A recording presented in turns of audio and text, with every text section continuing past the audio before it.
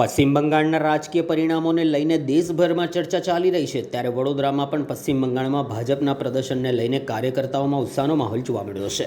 વડોદરા શહેરમાં મહાનગર ભાજપ અધ્યક્ષ ડોક્ટર જયપ્રકાશ સોની દ્વારા લાઈવ રિઝલ્ટ નિહાળવામાં આવ્યા। તેમણે જણાવ્યું કે પશ્ચિમ બંગાળમાં હવે કુશાસનનો અંત આવી રહ્યો છે અને કાર્યકર્તાઓની મહેનતનું પરિણામ મળ્યું છે।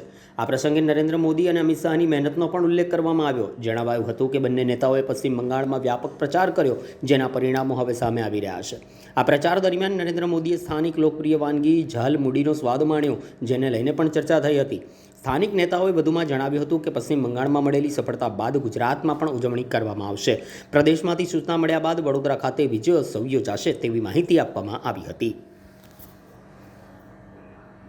ગંગોત્રીથી ગંગાસાગર સુધી હવે ભારતીય જનતા પાર્ટીની સરકારો બનવાની છે। બંગાળની અંદર જે આ રીતે મહેનત અમારા કાર્યકર્તાઓએ કર્યું, સંઘર્ષ અને પરિશ્રમ કર્યું, બલિદાનો પણ આપ્યા અને અમારા શીર્ષસ્થ નેતૃત્વ માન્ય નરેન્દ્રભાઈ અને માન્ય અમિતભાઈએ જે રીતે બંગાળની અંદર પ્રચાર પ્રસાર કર્યો, અમને વિશ્વાસ હતો પૂર્ણ કે બંગાળની નાગરિકો બદલાવ ઈચ્છે જ છે।